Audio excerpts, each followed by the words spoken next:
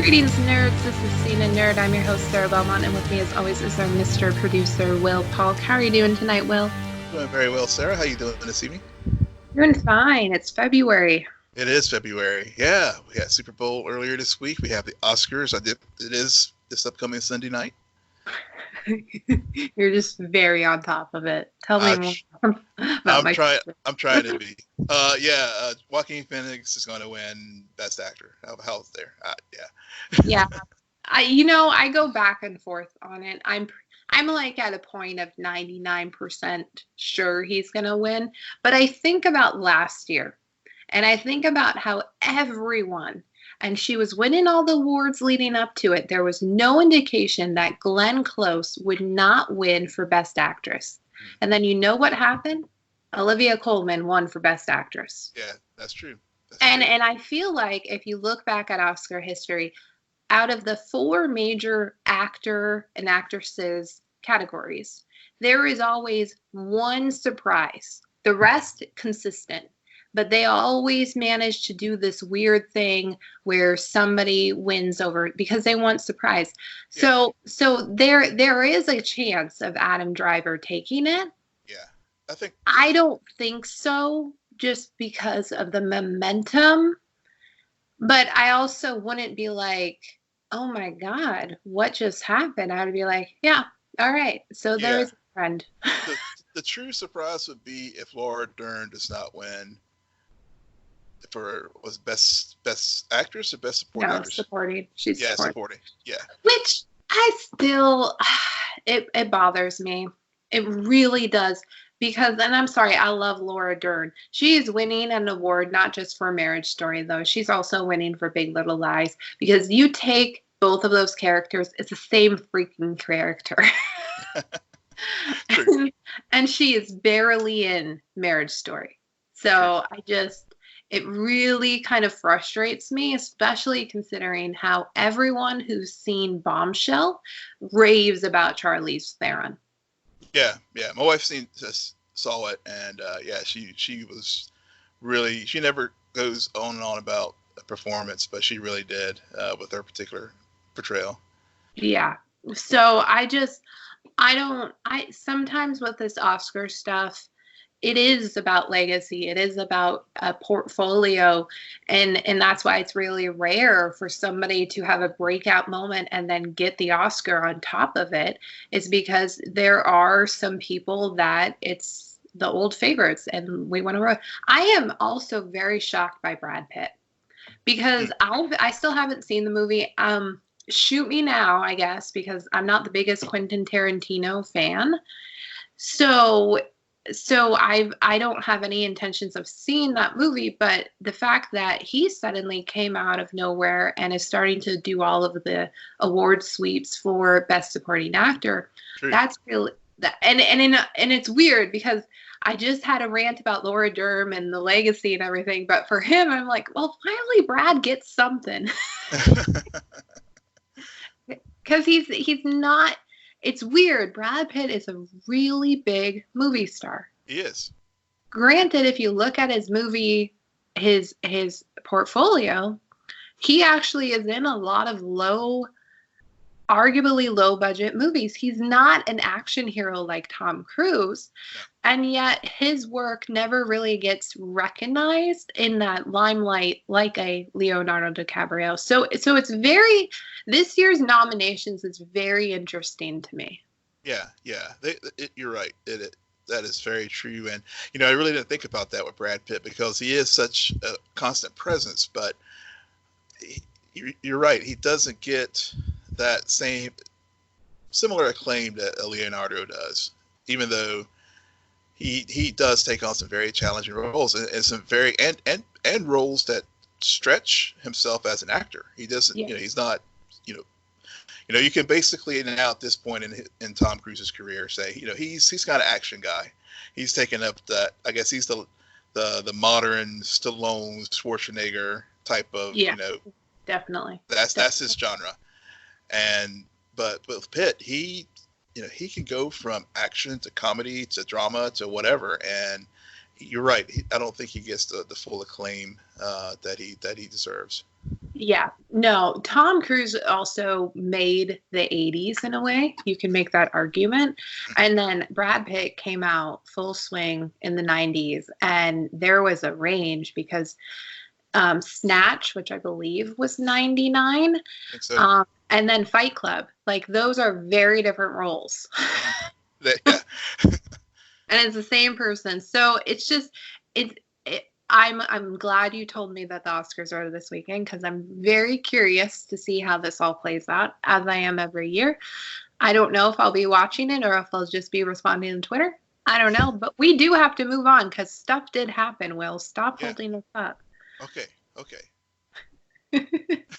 So also, during pre-show we were talking about the Super Bowl and how we both watched the Chiefs win because they were the better team, not because of refs being paid, but that will be soon found.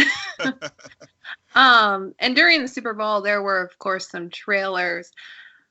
I really liked the Disney Plus. I'm not calling it the Marvel trailer, but Disney Plus basically, hey Marvel fans, this is what we have in store for you. What I found very funny is that my brothers were watching the game with me, and as soon as that trailer aired, they commented they had no idea what was for, and I'm just like, yep, there are people who follow the movies and yet still don't understand Disney Plus platform and the fact that Marvel is releasing these TV shows. That's very interesting because because this week also, speaking of Disney Plus, we got subscriber numbers, and I think they were north of 27 million subscribers. So I mean, they did really well, and people are staying with the platform.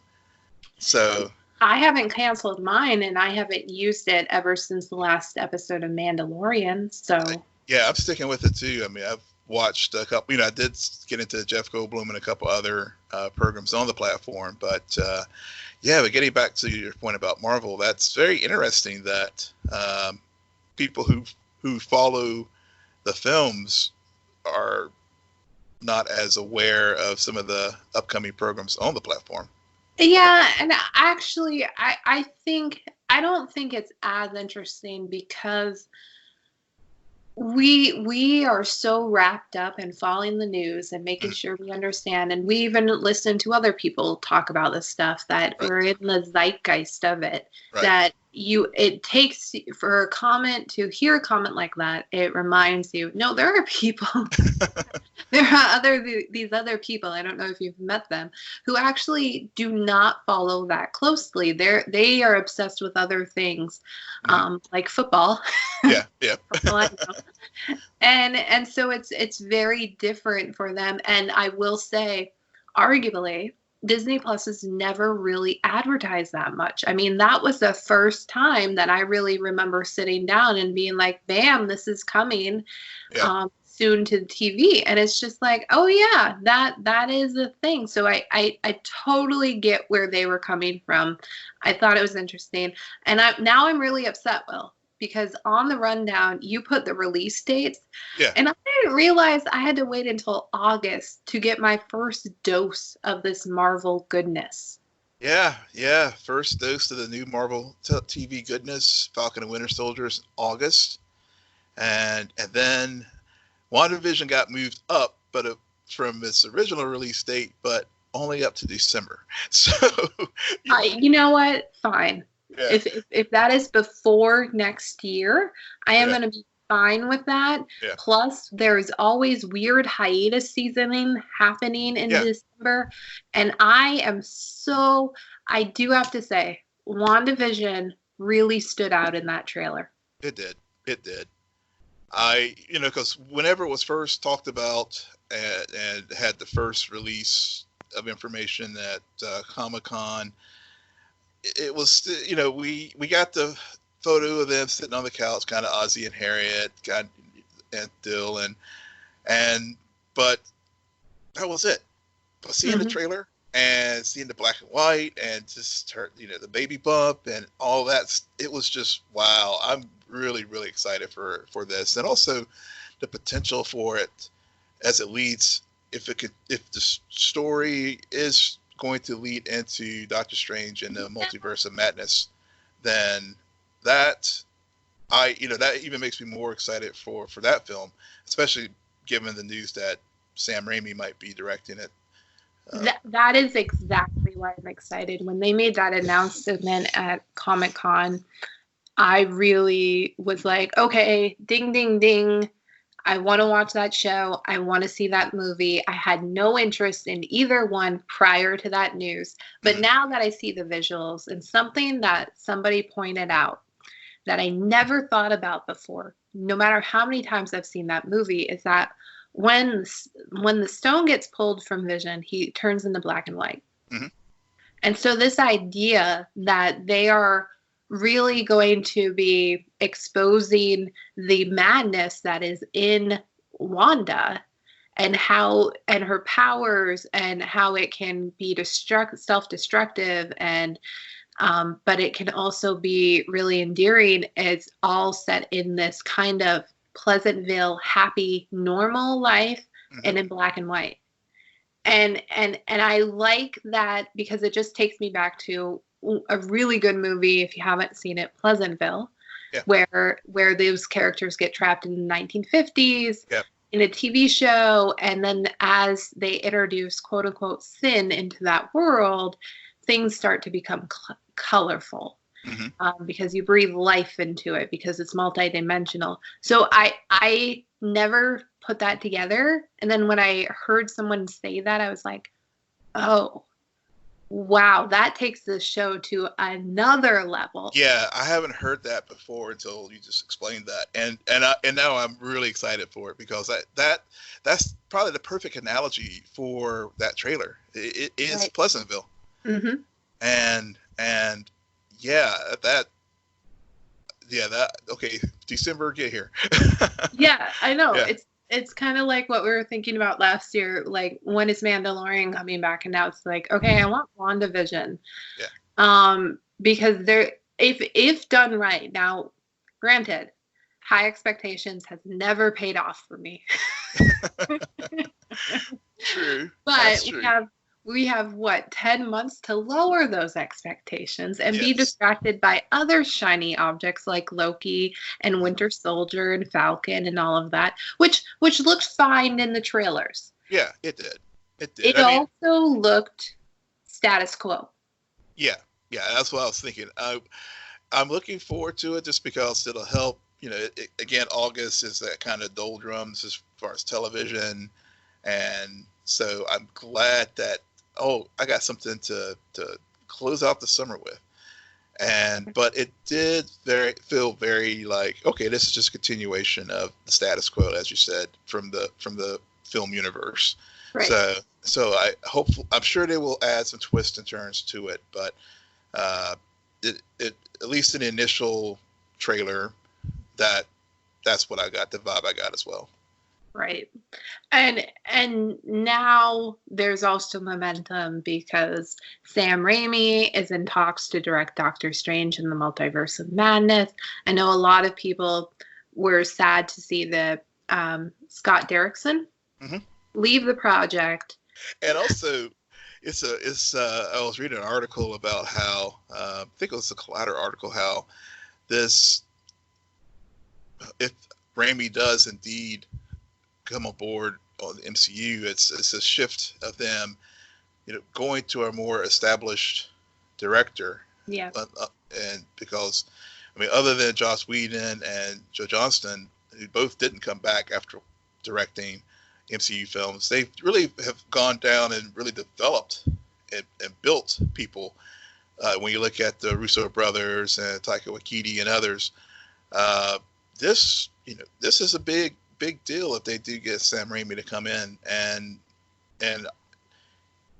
direct this film. So, but I'm excited about it. I was getting into some Twitter conversations with folks about, are you excited about Sam possibly coming on board? And other than Spider-Man 3, which we all agree was bad, you got it's Evil Dead.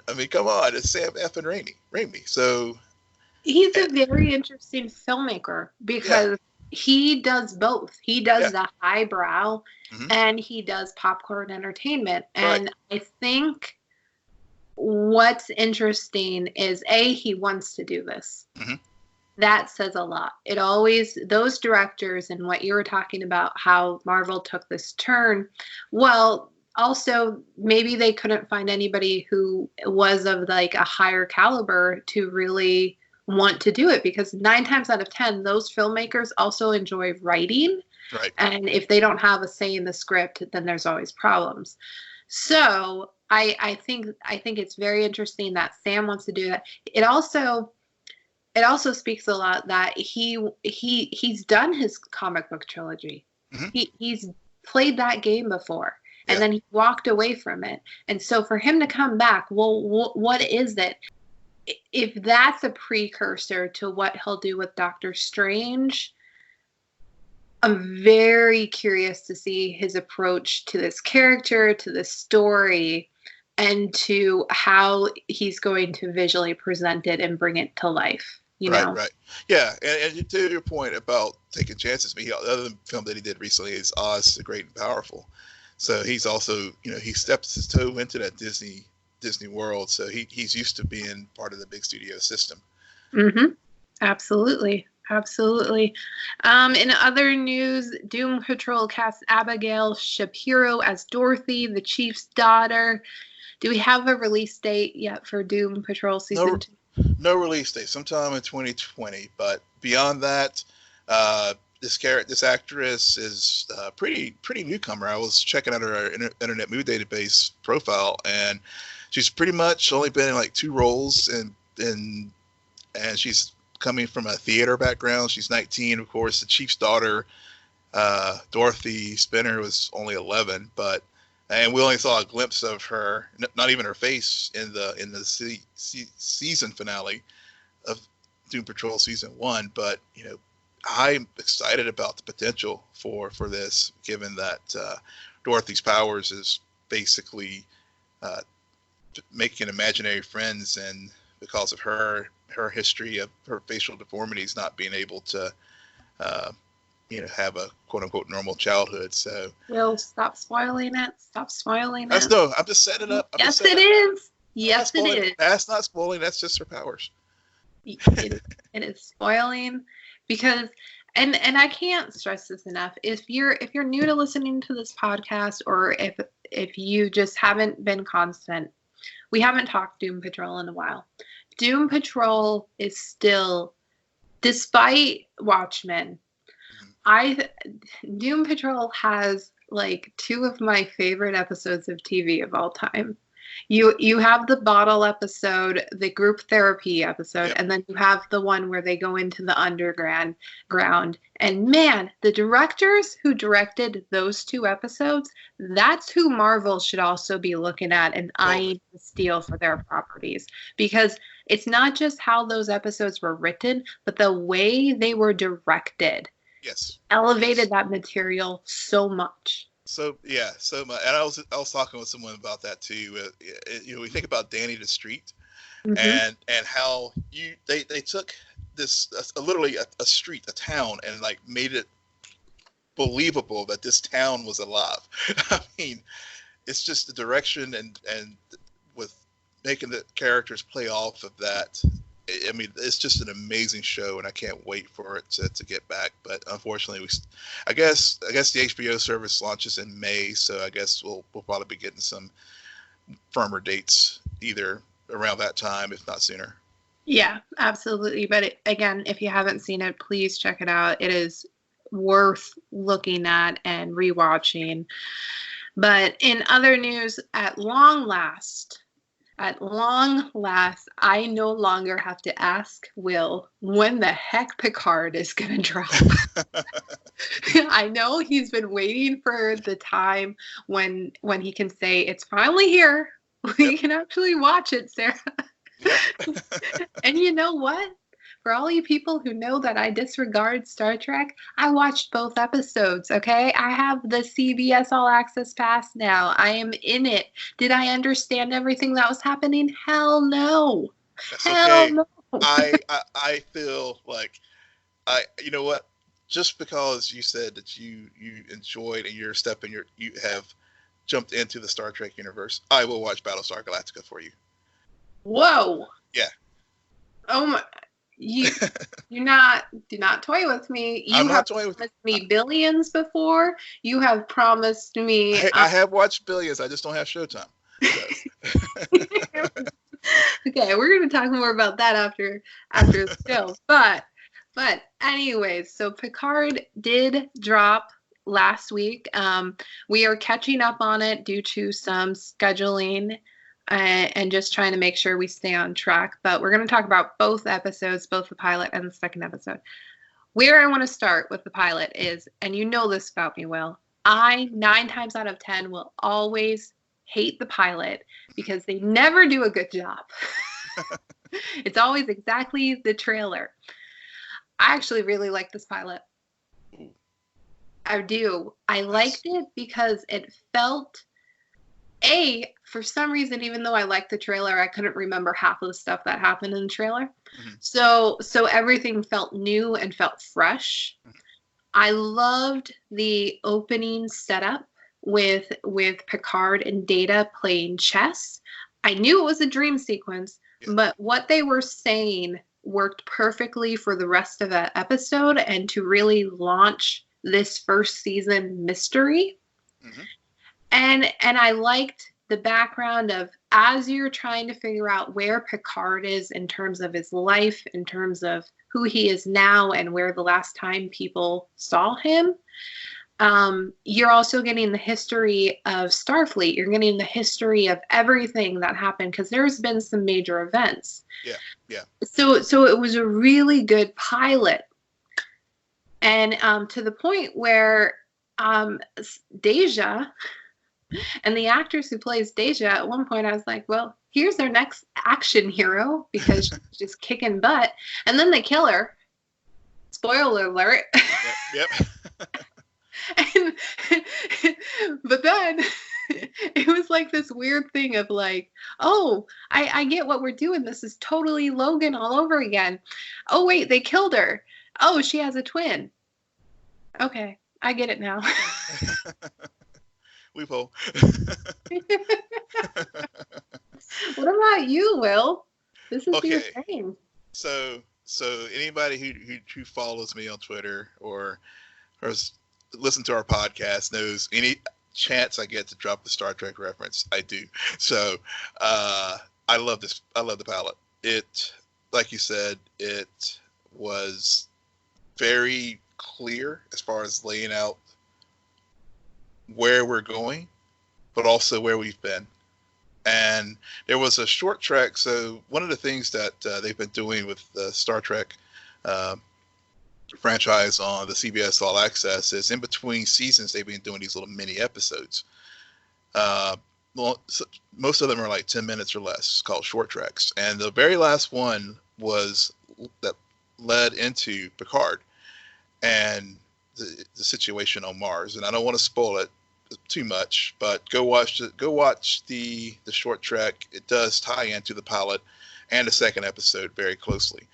But when I saw the Enterprise D on screen, and I saw that in the trailer, so I was wondering how they're going to work that into. I figured it was a flashback sequence or something like that, but actually they made it a dream sequence, which was even more powerful, of him, Picard, and Data playing a game, sitting there in 10 forward.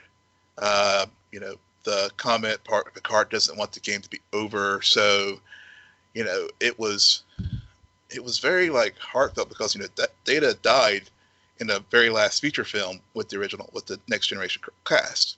Right. So, so it was like just amazing to see these two on the screen together again. And also what I really liked about it was after that dream sequence, Picard woke up, and they did it a couple times in the pilot where he had like a sanity check. If you, with the waking up and open up the curtains and stuff, and it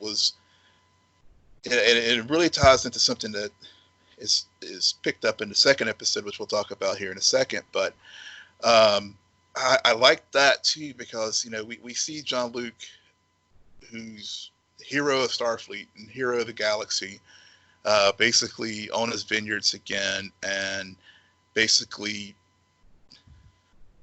trying to find his place in this new world. And in the pilot, they talk about how how Starfleet has withdrawn, and then that was one of the big things that led Patrick Stewart back to the role, which was to bring Starfleet and Star Trek up to the present day to deal with the issues of like Brexit and other things. And that's, Star Trek's always done that.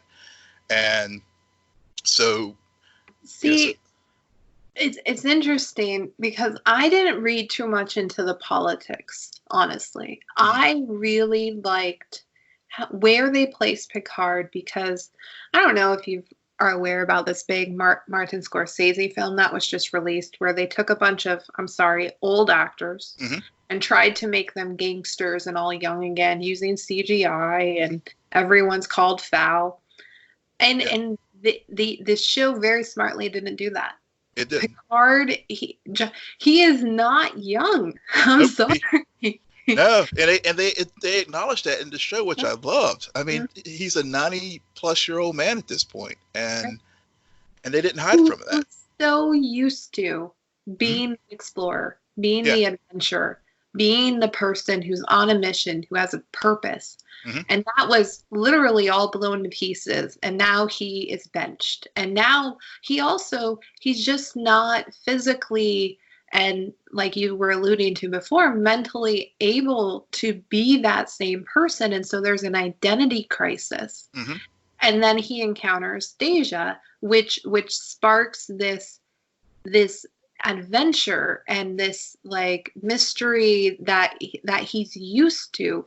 And so there's a lot of different ways for them, just in the terms of the psychology of Picard and where he is at this point in his life. You can play into issues in terms of retirement, but also PTSD. You can play into what that life does, how that life takes a toll on a person, both mentally and physically, and where that puts them. There's so many parallels just from a human character point of view. Yeah, the PTSD. I'm glad you brought that up, because the interview was, for the whole galaxy to see Picard dealing with the post-traumatic stress of the Romulan supernova, and also the decisions that as the reporter was challenging him on why he left Starfleet and everything, and and I just love the way Patrick Stewart, just the brilliance of that character, of his acting, and it was full display how he was like, saw Picard tense up, and the physical manifestations of, as you mentioned, the PTSD that he was having because of that event, and then also the choice, and then of course the historical parallels that she was calling it one thing, but he was like, no, this is more like Dunkirk. Yeah, and it was funny. I mentioned to my dad, because my dad is obsessed with that movie. I swear, he hated 1917, and he kept comparing it to Dunkirk, and it's just so funny to me. But I like that too. I like how they did it very smartly, where this is a science fiction show. Always has, always will be. But they made sure to drop references like Dunkirk throughout the episode, so you could also ground the material. Yes, we're talking about Mars. We're talking about a big incident on Mars. There's aliens all over the place and everything, but this is still Earth. Right. It still has that history. These are still humans. So that was very important and very smartly to incorporate that into the dialogue. Right. And mention this, speaking of science fiction, it was also an acknowledgement of the expansiveness of the Star Trek universe, because the Romulan supernova is actually what and the relocation of the refugees from Romulus play into. Well, that incident actually is very critical in splitting up the Star Trek timeline. So that you have the Kelvin timeline, which you have Chris Pine and Zachary Quinto's younger folks, but also, they still acknowledge that event as a focal point for Federation history. and moving forward in Picard's Prime universe, which was very smart how they interwoven the recent iterations of Star Trek into the show. Man, well, I don't know how you're going to survive this season talking with me, because you, like, there's one point where we're on the same page, and then you just go to this other point, and I'm like, I really wish I could climb that mountain with you. I'm just too tired. No. I will give you a cheat sheet of episodes to watch. That way That's not true. You're gonna find yourself some good guest hosts to come on and keep you out. No. I enjoy. I'm not gonna mansplain or Star Trek explain too much, but I just had to. I just wanted. I couldn't. It wouldn't be a fair recap of the pilot episode not to make that point about the focal point in the Star Trek history here. Yes, no, I agree. Explaining all of that history and making me feel like I have to get out a dictionary about Romulan culture. Yeah, that's fair reviewing for you. Yeah, but the second episode, I think that's speaking of Romulan history, I think they did a good job in the second episode for non-Star Trek fans to really bring you up to speed as far as the secret police. Yeah, well, I disagree, sir. Okay, I disagree. fair enough. Because Okay. I got lost in the second episode. I didn't fall asleep. I didn't skip Scout's honor. I did none of my normal habits when I don't like something or when I'm just checked out of it. Mm-hmm. And I don't know if it's like what was going on with me that day when I sat down to watch it or something, or if I was distracted. Yeah.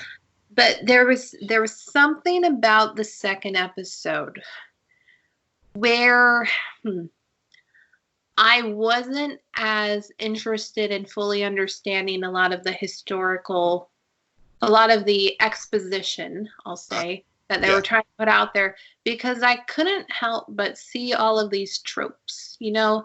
Yeah, towards the end of the pilot, it got a bit tropey with, there's a twin, and she just so happens to meet this hot Romulan who's FYI evil, because hot people are always evil. It's just the way it is. Yeah, true. And then it kind of, I kind of figured out that the synthetic life forms, they got hacked in a way, and I think the Romulans are connected to that. It felt very what they were trying to explain. So it kind of got to a place of predictability, and of course, Picard, like, what are you thinking? You're gonna go on this crazy mission and think that you're gonna get the clear from Starfleet? Really? Really? Yeah, no, yeah. I mean, it's fair, and to be fair, one of the things that when watching the episode is that I know exactly where you're talking about, where you got lost. It was a lot of technobabble, whatever, and that's the blessing and the curse of Star Trek. I mean, I love the show and all, but if you're not a Trekker, then and they start spouting all the technobabble and stuff, and even as a Trekker, there's times where it's just like, lay off the technobabble. That's, they didn't do all that shit back in the 60s. They didn't have to. Just it did slow down the momentum in that scene where they were discussing about the Tal Shiar, and then the secret Tal Shiar. I can't remember the name of the super secret police behind the secret police. Yeah. But yeah, I didn't even remember those being mentioned. I mean, I remember all the history about the Romulans and how there's this other culture who like inherently despises synthetic life form. And there's a part of that which I really appreciated, because how do I put it? It's interesting to choose to have the synthetic life forms, the debate that's going on. Yeah. And it's the thing that Picard, because of his history with Data and him Data sacrificing himself. Yeah. There's guilt there, and there's also, so for Picard, this is a redemption mission almost, and this is for him and his beliefs, Yeah. and to be set up against the Romulans and find out there is this culture and there is this long history, if you look closely, of despising synthetic life forms. We still don't know exactly why. It's interesting because it's not. I think we only get it because Data is one of the most recognizable characters in Star Trek history. Mm-hmm. I'm not a big Trekkie. We all know this, and yet I know who Data is. Yeah, I mean, it's like Data and Spock. Yeah. Data and Spock, interchange them. Yeah. But and I also know he's not human, and yet they're choosing a race that's not human to get a lot of empathy for. Yeah, and so I think that's really interesting. Yeah, and it ties back, the throughout both the first and second episode, there was a lot of discussion about Bruce Maddox, and the Bruce Maddox was a character from the second season who wanted to actually build an army of Datas, and so he join that club. Yeah, so he's a very. So basically, to your point about Picard and Data's connection, Picard basically had to prove Data's sentience and as a sentient being to basically keep that from happening. But we fast forward to Picard now, and we see that actually Starfleet ended up building a bunch of synths who did get hacked, and so there is like. I'm glad that they did that as far as bringing that story forward from the original Next Generation episodes, because there was those philosophical discussions about these army of synthetic beings that could do these dangerous things, could do the dangerous missions, and become worker bees and whatnot, and now you see the ramifications of that, them getting hacked and destroying Mars. So. And then, of course, the Romulan side of it with their tremendous despise of tech. So, there's a lot to unpack there for them to carry forward with this Bruce Maddox character who may have done like Data's creator and just gone off to become a recluse somewhere, who that people don't know where if he's going to be like show up again or not. So we shall see. Oh, he's going to show up. They've mentioned him. Once you mention somebody 3 times, they're going to show up. Get kills 3 times. They're a thing. They're a thing. Yeah. But yeah, I mean, it is an intriguing mystery of who Maddox is, where he comes from, why he is so removed from everything else, and what he has been doing.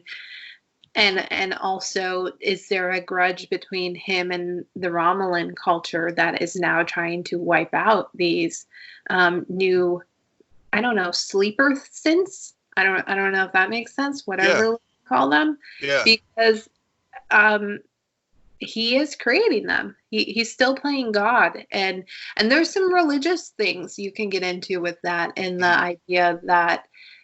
And maybe that's why they chose to go that route beyond Data just being such a recognizable character. Is it okay for somebody to create these life forms that are superior and almost godlike? I mean, when we talk about superhero shows, and we're going to get to one in a moment, there's always that debate of if you have those powers and those abilities, you're at an advantage over all of quote unquote normal human life. Yeah. That's and true. On one hand, it can be helpful and it can be safe, but on the other hand, switch of a flip, or in this case, you just get hacked and then you can wipe out an entire population.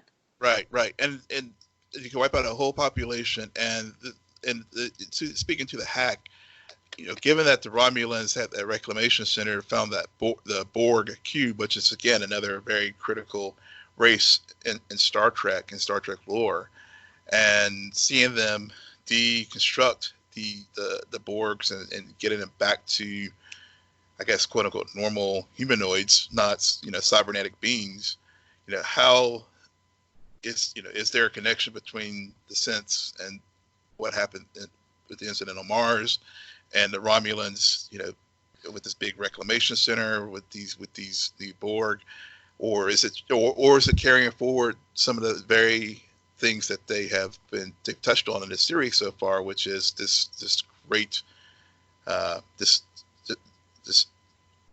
hatred of artificial life forms, or even enhancements in playing God, that the Borg were trying to do, and creating these, expanding the collective. Exactly. Well, we do you know how many episodes the season is? It's a 10-episode season. Okay, so 2 down, 8 more to go. Yep. Again, I'm on board. I prefer the first episode over the second episode. Yeah, I would agree. But I'm also I'm not mad that Will is forcing me to watch this. So good news. Good news. Hey, I consider that a win. I won the week. Hey.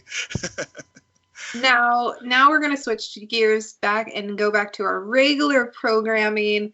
Arrowverse continues despite Oliver Queen being dead, and also my favorite shows, or one of my favorite shows, not airing this week because of freaking hiatus season. It was just getting interesting, but The Flash is back.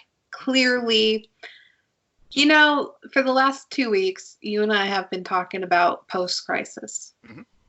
A lot of discussions. And at some points we were commenting that, it's going to be really interesting to see Barry and his new reality following Oliver's death. The episode wasn't bad. I wasn't blown away.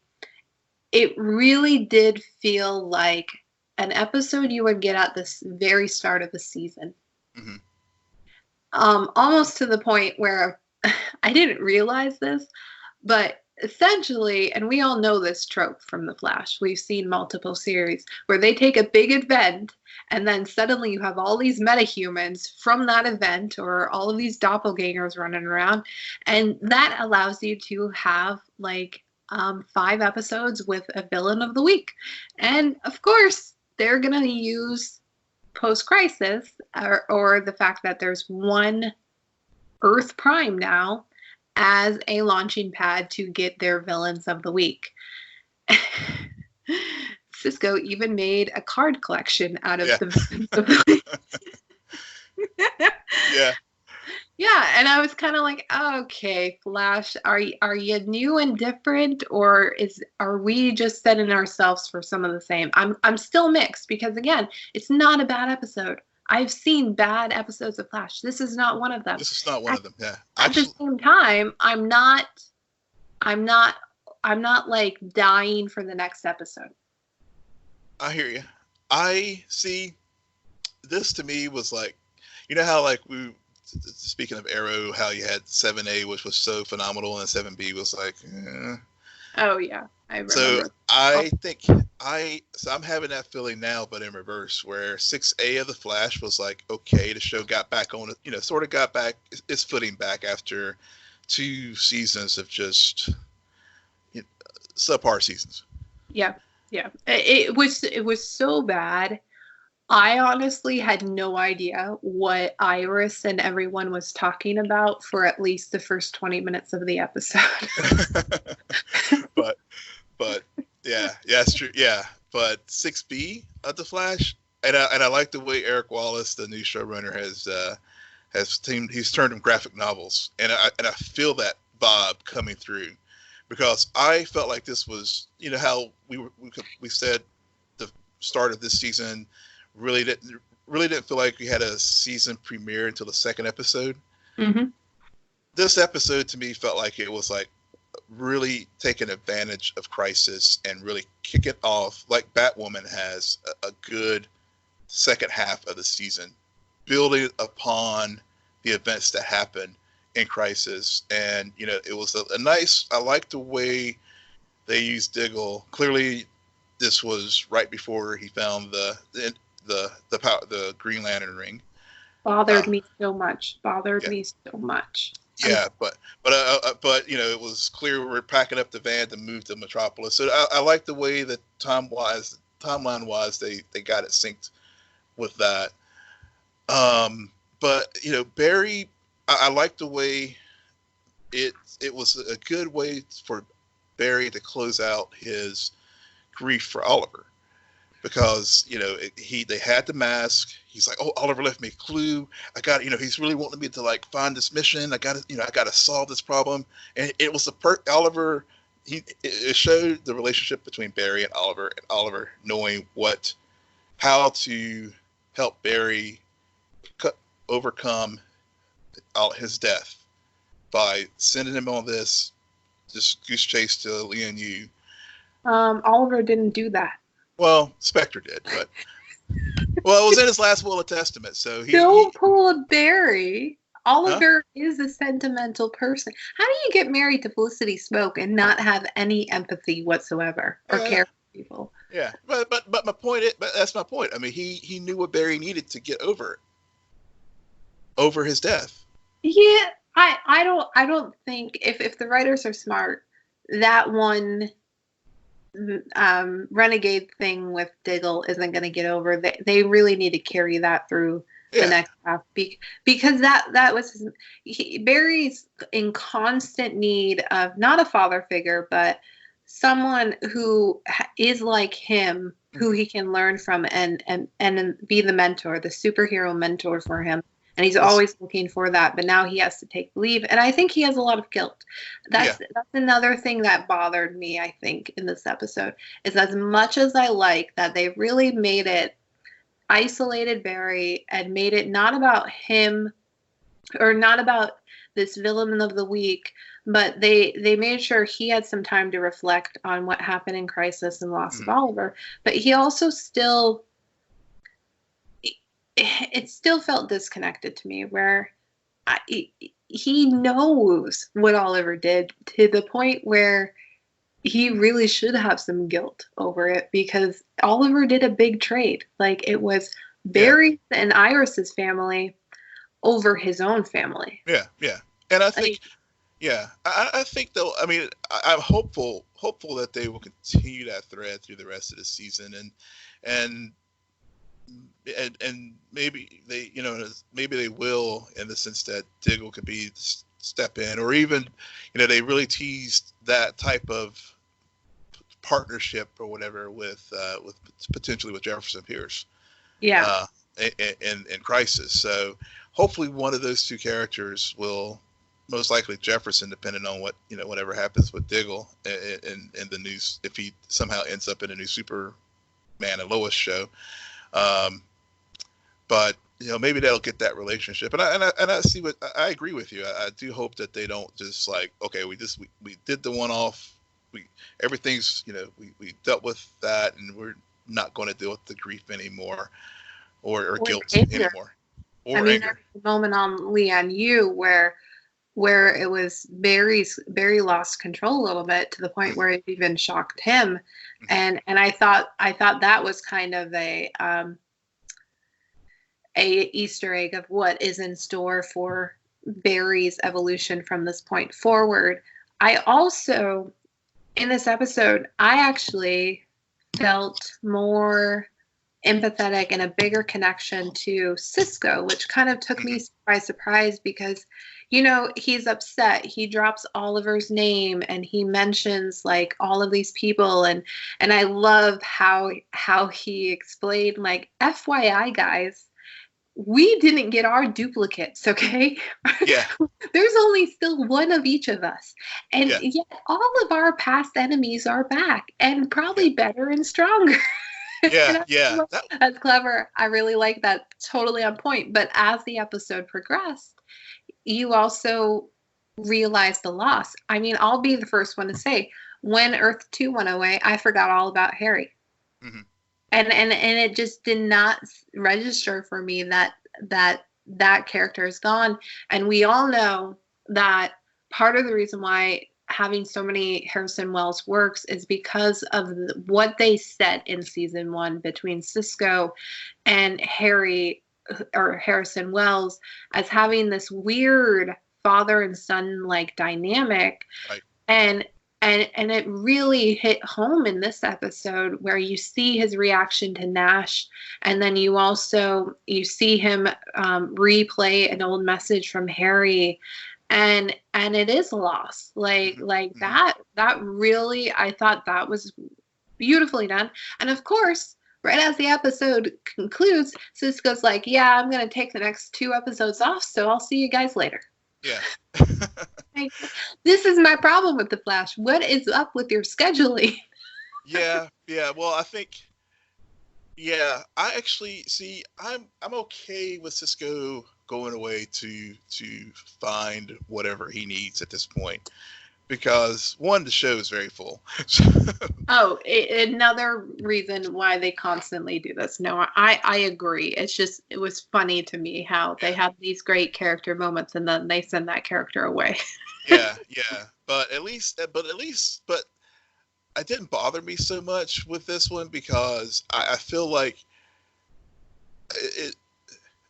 it's not going to be like Wally West going away, because one, our connection with Cisco, I think you just nailed it beautifully there. It's just so much deeper, and he really did articulate the loss that many of us felt, because people were asking, whenever Earth 2 was destroyed on Arrow, what about Harry and Jesse? Because that relationship, particularly between Harry and Cisco, was just that. I mean, the sparks just flew whenever they were on screen together. I mean, Tom Cavanaugh and Carlos just killed it when they played off of each other. And so I think this going away works for me, in that Cisco, all the questions that he had, he had the opportunity to like become Vibe again. And if I hadn't given up becoming Vibe to begin with, maybe I could have stopped Crisis. Right. And so on the one, so I think it's good for him to go off to explore that and then come back with answers to those things.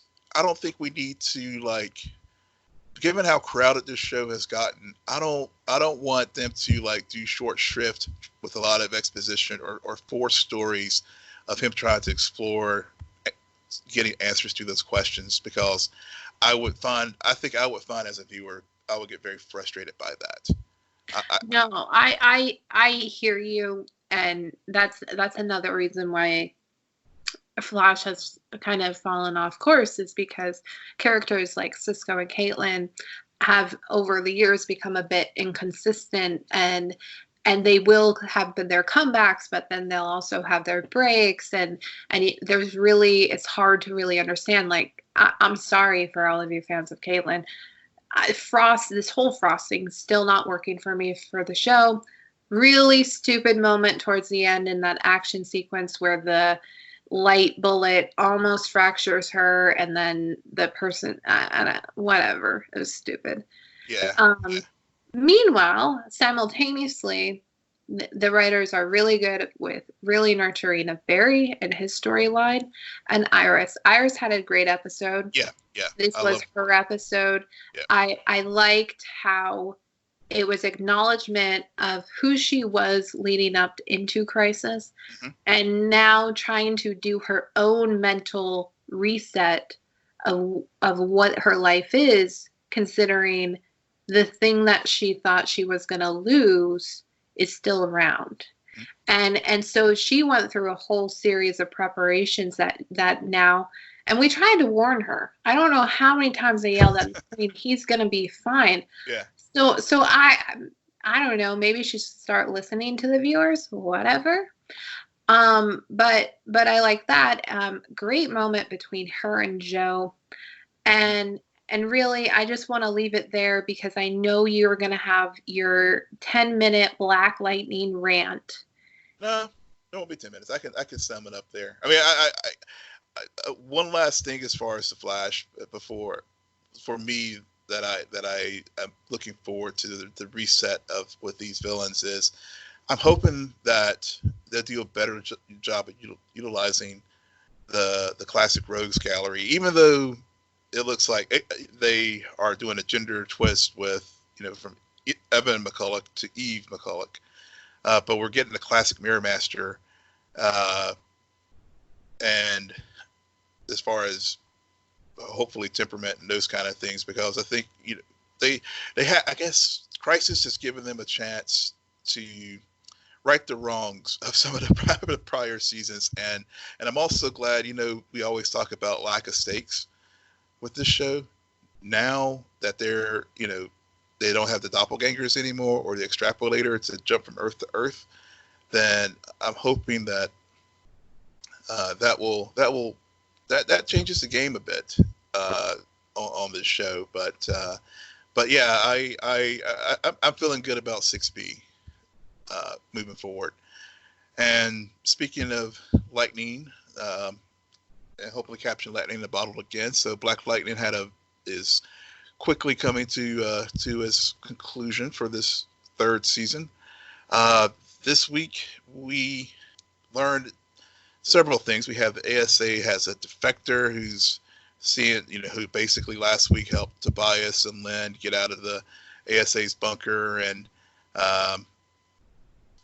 of course he confronts Jefferson and Anissa about what's going on, and Jefferson having to realize that he's got to form an alliance with the ASA to basically save not only Friedland, but also hopefully help Lynn as well.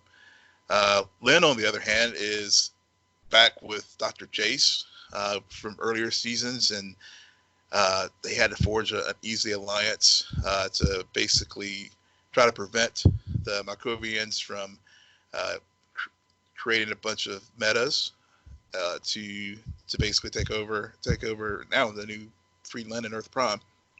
So there was really a lot of things going on there with their scenes, especially with Lynn's addiction to green light and Dr. Jace trying to help her deal with those particular issues. So that was that plot point.